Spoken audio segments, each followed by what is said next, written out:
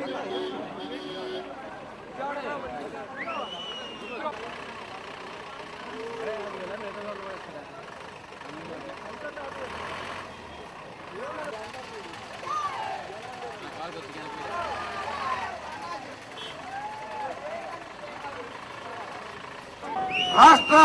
Telugu Desam party అధ్యక్షులు ఇద్దరు ఆవేదన కాదు, రాష్ట్రం మొత్తం ఎలాంటి పరిస్థితులు వచ్చి నలుగురు చనిపోతే ఇక్కడే కాదు, ఇంకా పక్క గ్రామాలు చూస్తే నాగుల తాండాలో, ఇంకో పక్క పోరాట్ నగర్ లో, ఇంకా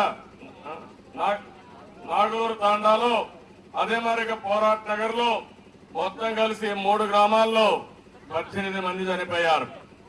ఈ ప్రభుత్వానికి పేదవాళ్ళ ప్రాణాలంటే లెక్క లేదు. నేను అడుగుతున్నా ఈ ప్రభుత్వాన్ని,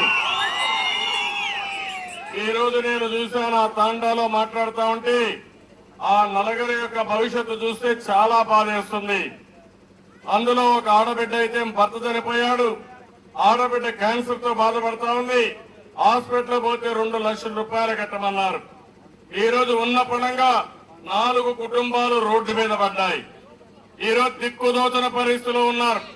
18 కుటుంబాలు ఈ రోజు ఈ యొక్క మద్యం రకసికి ఏదైతే కల్తీ సారాకు బలైపోయారంటే ఈ ప్రభుత్వానికి సిగ్గు లేదు, మానవత్వం లేని ప్రభుత్వం ఇది. నేను అక్కడ హెల్త్ హాస్పిటల్కి వెళ్ళాను, ఇంకొక హాస్పిటల్ కలిశాను, మొత్తం పేదవాళ్ళందరినీ పరామర్శించాను, మనిషి అడిగాను, మీరు ఎందుకు మద్యం సేవించారు? గవర్నమెంట్ షాపులు ఉన్నాయి, గవర్నమెంట్ షాపులు కాకుండా మీరు నాటు సారా ఎందుకు తాగారు, కల్తీ సారా ఎందుకు తాగారు అడిగాను.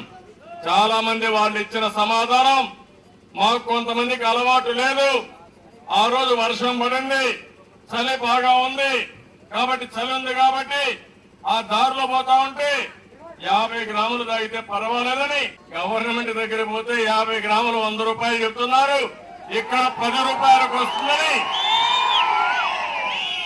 ఆశపడి మళ్ళీ ఆ 100 రూపాయలు కూలెత్తకపోయి అక్కడ ఖర్చు పెట్టేస్తే కుటుంబం రోడ్డు పైన పడుతుందనే బాధతోనే ఈ 10 రూపాయల కల్తీ సారాకు అలవాటు పడ్డామని చెప్పారు. అంటే దీన్ని బట్టి మీరు అర్థం చేసుకోవాల్సింది, ఈ రోజు ప్రభుత్వం 50 గ్రాముల సారా 7 రూపాయలకు తయారవుతుంది. బ్రేవరీస్ కార్పొరేషన్కి ఇచ్చేది 7 రూపాయలకు వస్తుంది. వీళ్ళు అమ్మేది సిగ్గులేని ప్రభుత్వం 100 రూపాయలకు పేదవాళ్ళకు అమ్ముతున్నారు. వీళ్ళంతా కూడా మీరు చూస్తే ఈ రోజు రాబందుల మారిగా ఈ కాంగ్రెస్ నాయకులు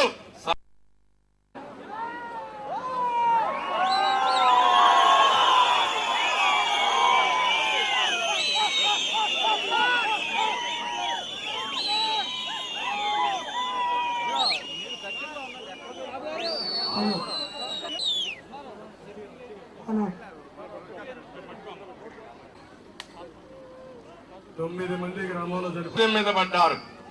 ఈ రోజు 18 మంది చనిపోయారు. 18 మందిలో 15 మంది ఎస్టీలు, లంబాడాకి కుటుంబానికి సంబంధించిన వాళ్ళు, 2 వెనుకబడిన వర్గాలు, 1 మాత్రం మాదిగ కులస్తులు. ఎంఆర్పీ 60 రూపాయలు, 60 కాదు 46 రూపాయలకి అమ్మాలనుకుంటా, 66 రూపాయలు 61 వేసుకున్నా 90 నుంచి 120 రూపాయలకు దాన్ని అమ్ముతున్నారంటే ఈ ప్రభుత్వానికి సిగ్గుందని అడుగుతున్నా, మీకు కళ్ళున్నాయని అడుగుతున్నా. ఇటీవల ఏసీబీ ఎంక్వైరీ అయింది. ఏసీబీలో మొత్తం రికార్డులన్నీ సీజ్ చేసి ప్రతి ఒక్క షాపులో ఎవరికి వాటా ఉంది, రెండోది ఎవరెవరికి డబ్బులు ఇచ్చారో లెక్కలు రాశారు. తమ్ముడు ఈ కాంగ్రెస్ దొంగలు 100 మంది ఎమ్మెల్యేలు